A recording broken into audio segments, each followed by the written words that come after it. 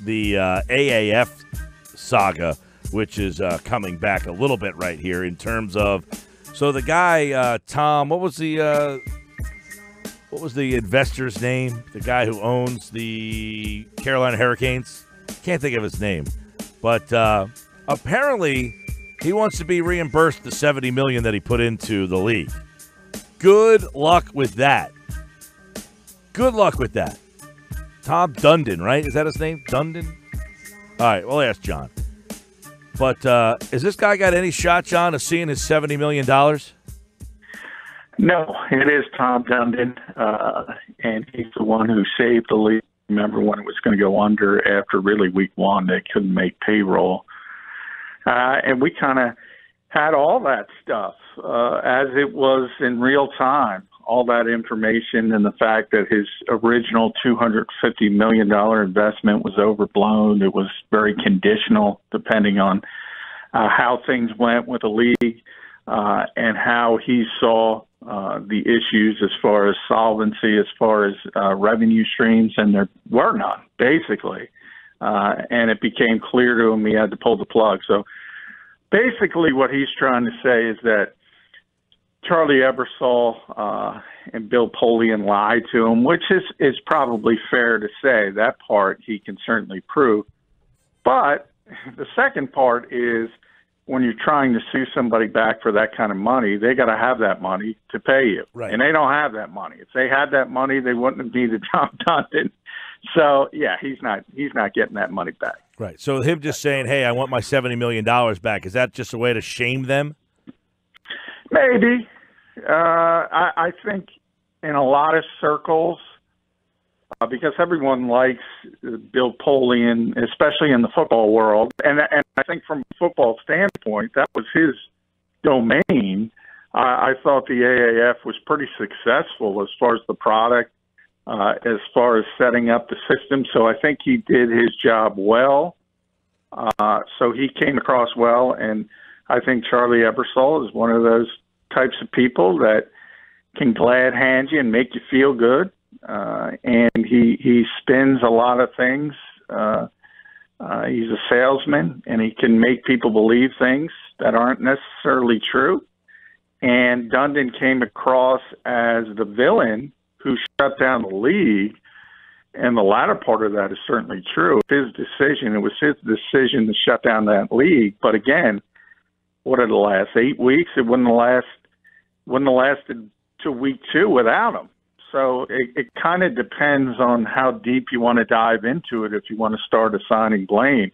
Most of the blame would go to Charlie Ebersol, as I stated from day one. And Reggie Fowler, who's the lesser, he was the original investor, kind of a con man, has been a con man for years, is under indictment. It was a mess. It's pretty funny that it's like, this guy's a con man. He's a known con man. Let's get into business with him. Well, when nobody else is willing to give you money, that's sort of the desperation part of it. And Reggie Fowler did give him the original. He had promised well over $100 million. He did give the league an original startup of somewhere around $20 million, somewhere in that range. So they were getting some money originally, and then it stopped because the government actually seized his bank accounts and assets, so he couldn't get to those. He couldn't get to the money. If he had been planning on giving it to the AAF, he couldn't get to it anyway, and that's where things started to break down. But my issue with Charlie Ebersol is none of this. Reggie Fowler had been known in the sports world for years and years and years, dating back 2 decades. He's always been one of those guys that claims he's going to do grandiose things and never has the money to back it up when it's time to pony up. Right. And all you had to do was go on Google to figure that out. It's not like you needed a private investigator or anything of that nature. All right. So the AAF continues to just be a sad story, and he'll never see that $70 million. That sucks, just to throw $70 million out the window like that. He's got well over $1 billion, so he'll be fine. That's unbelievable that you could just throw $70 million away and not really see any discernible dent in your bank account. Hey, Vince McMahon is going to throw away well over $300 million. Why? Why do these guys do this?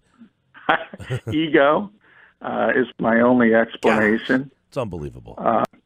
It is. I think a lot of people. There are a lot of things when you become successful, and I think the assumption is that you're automatically a really, really smart guy, and sometimes that's completely true. But there are other ways to get a lot of money. One is inheritance. I use Vince as a perfect example. His biggest attribute, and I'll quote Mick Foley here since we're on the radio, is testicular fortitude, not exactly smarts. He's got the you-know-what to do things that other people won't do. So there are other parts and other avenues to generate that kind of money that don't necessarily have to do with intelligence, because an intelligent man isn't going to throw hundreds of millions of dollars away on spring football. Yeah, well, we're going to see spring football next year, and I guess the XFL is having all sorts of like workouts and tryouts, and I mean, there's some buzz that they're actually going about this the right way. Not that there wasn't at the AFL. I mean, the AAF, it sounded like people thought they were going in a good football direction, but that the XFL has, a full year to kind of go through this. They're already working out players, and they've got some, it seems that there might be a better shot, obviously, than the last time the XFL was around, which actually made it through one full season and crowned the champion, but that they, figured some things out, learned from their first mistakes, now learn from the AAF mistakes, and maybe that thing could work next year. Well, I think yes and no. I think it's sort of the same thing. From a football standpoint, yeah, they're doing things much more professionally than the original XFL, very similar to the AAF. I think from that part of it, it'll be fine. It'll be designed what it's designed to do as a second opportunity for players who can't get in the NFL. I think that part will work, but it faces the same hurdles with the AAF, except it has an investor that actually has money. So it's going to last a year. It can last up to 3 years, depending on how quickly Vince wants to pull the plug on losing this money. What they don't have is revenue streams. They don't.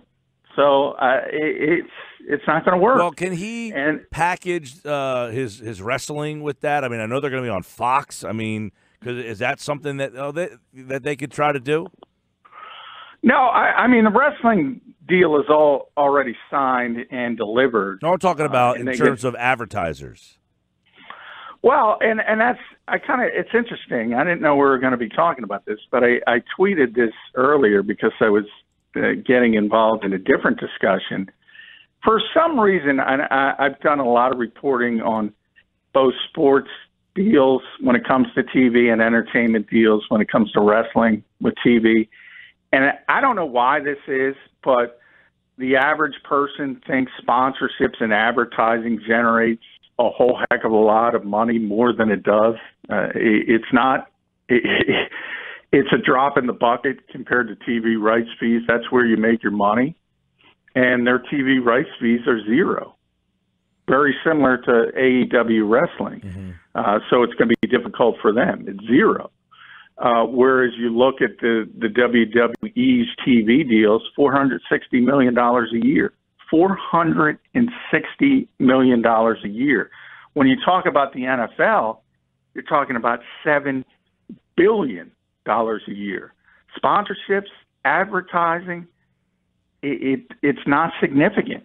And look, it's great to make an extra couple $1 million, but you can't run a league on advertising or sponsorship revenue.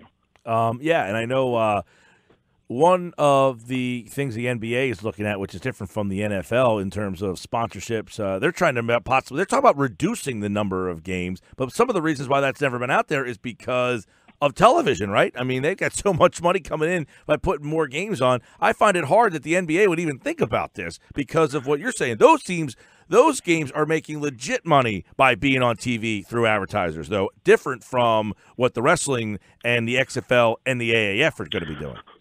Well, understand the goal of everyone, NBA, NFL, even at that level, down to wrestling and down to minor leagues like the XFL or anything else. The goal is to get TV rights fees. And when you get those rights fees, you give up advertising, number one. So that's where the network gets the advertising money and sales, and that's why that's sort of the turn in the trade you want to make. Where you don't want to be is where the XFL and things like all of the wrestling are right now, where they're getting a little bit, they're getting production money paid for their TV programs, and then they get some of the advertising time, most likely a 50-50 split, might even be less than that. But you can't get to numbers like 460 million, never mind 7 billion, and by that avenue. Right. So that's not the goal of anyone. The goal of everyone, and the goal of Vince McMahon with the XFL, is to put out a good product, generate enough ratings so in 3 years people come back and say, we'll pay for this product. And then if that happens, the gamble pays off and you're off and running and you're going to make significant money. But it never pays off for these fledgling leagues. Nope. Very interesting story, though. Sports Bash Live, 97.3 ESPN, our football at 4. Taking a look at some NFL stuff between now and training camps. And one of the things we want to look through is the quarterbacks in each division moving forward and just how, interesting they are. And today we're going to look at the North teams. The NFC North, John, very intriguing because you got Rodgers, Cousins, Stafford, and then Trubisky. And Trubisky, of course, is the least heralded and accomplished of the group. But you can make an argument that this year he might bounce up to the number 2 guy in that division. Well, I don't know who's making that argument, but they're wrong.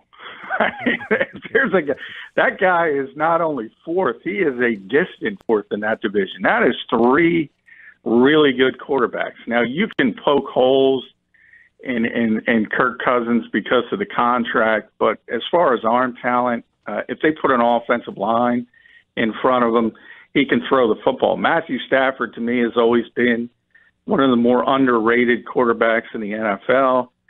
He's never had a great supporting cast. He's out of Mitchell Trubisky's league. And Trubisky has more playoff wins than both those guys.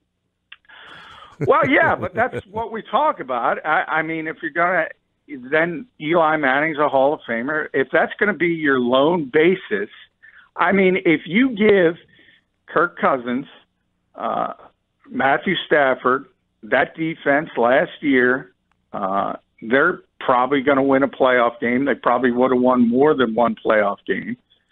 But there was significant improvement from year 1 to year 2. Hopefully that continues in Trubisky, but he's not getting near those 3. That, from a quarterback standpoint, that division's one of the best, and it's because of the other 3. It's not because of Mitchell Trubisky. 10 years in now for Stafford. He was in 09. He was the number 1 overall pick. Have they gotten what they hoped for when you have the number 1 overall pick and you get the quarterback? He's a 10-year starter for that team, and do they have a playoff victory in his tenure?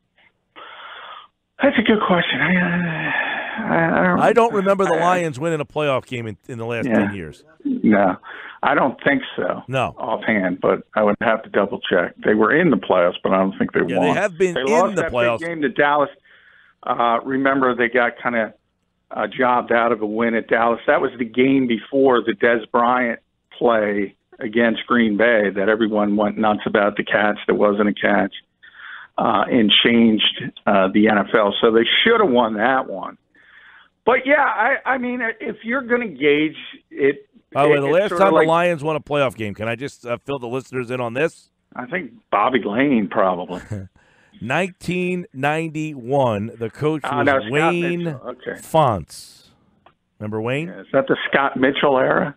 91, was it the Scott Mitchell era? I'll have to do a little more digging on that. But they beat the Cowboys 38-6 and then lost the NFC Championship game to the Redskins 41-10. And they have not won a playoff game since. Yeah, well, I mean, I think obviously it's a disappointment. That's been a disaster of an organization. I think there's two ways to look at it. I think if you draft Matthew Stafford from an individual standpoint, I think that would be, by the way, a Eric Kramer-led team. Eric Kramer. Or Chuck Long or Andre Ware. They were the three quarterbacks on the roster. And speaking of that was a top 5 pick, Andre Ware, but Houston. So if you look at Stafford from an individual standpoint, if you look at the film, you say, yeah, he's been worth it. But I mean, there are quarterbacks that will find a way over that span to carry a team to a playoff win. So I think it's fair to criticize them that they haven't been able to get to the playoffs and win games. I mean, part of it is the division. The division has been difficult through the entire Rodgers era, and even before that, with the great run in Green Bay. Minnesota's always got a pretty good team, and Chicago's been up and down. So that's part of it as well. But, yeah, you can be disappointed. I think if you're going to look at film, you're going to say that's a pretty good quarterback in Matthew Stafford. I don't know too many people in the NFL that would say otherwise. Yeah, just unbelievable. They've won 10 or more games 4 times since 91. That's crazy. I mean, going down this rabbit hole has brought out some ineptitude of epic proportions. Yeah, it's certainly been a bottom 5 organization in this league. It's been a bad organization for a long time, and he's been one of the few bright spots from that team standpoint. And one of the reasons they have had a few spikes and been in the conversation and made the playoffs and at least been in the running in a couple of those years during his run. If it wasn't for him, I mean, their running game has been non-existent for years and years and years. The defense is seemingly always bottom half in the league. So we always talk about quarterbacks. It's like starting pitchers in baseball. Now that you have the analytic movement in baseball, you hear all these people say wins are not a stat for a starting pitcher. You can say whatever you want, but it's the same thing in football. You can't just look at a quarterback and ignore the 52 other guys.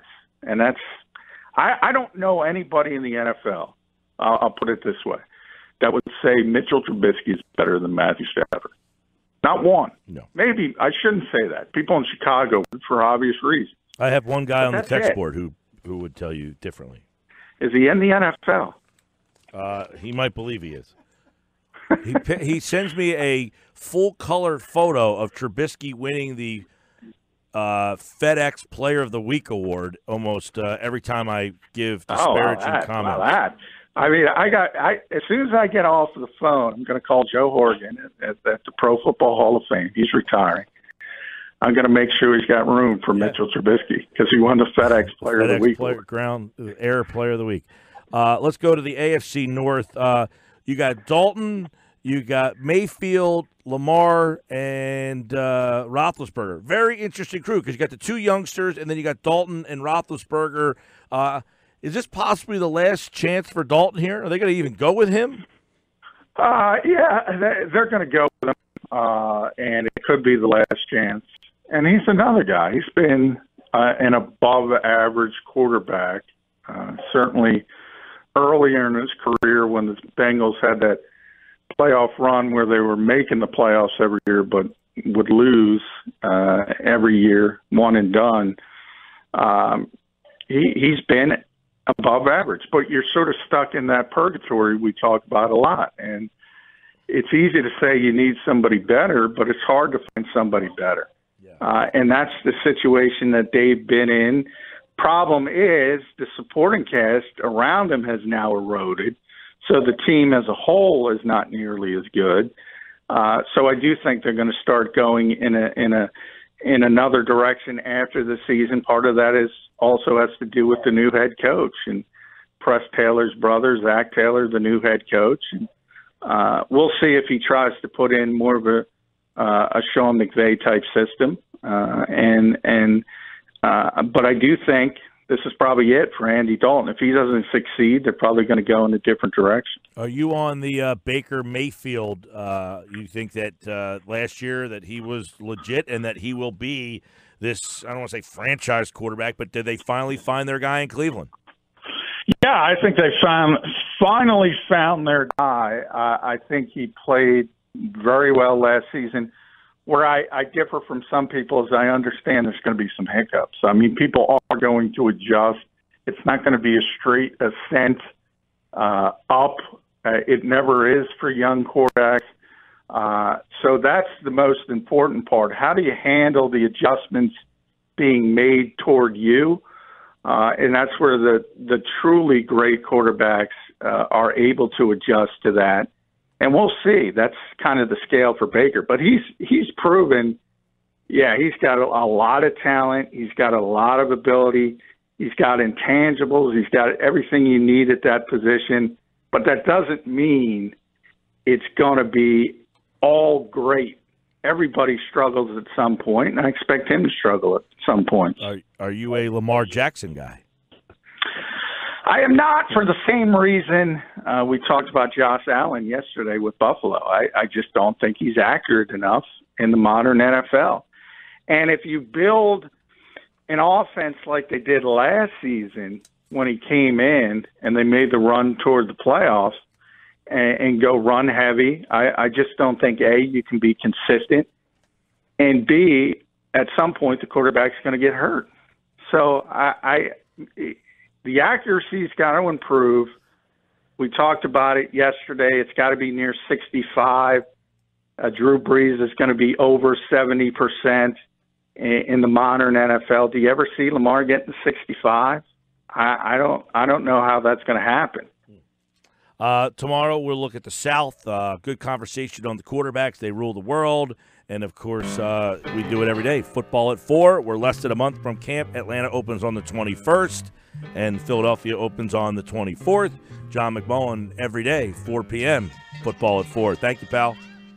Hey, thanks, Mike. And he, like all guests, appeared via the Boardwalk Honda hotline.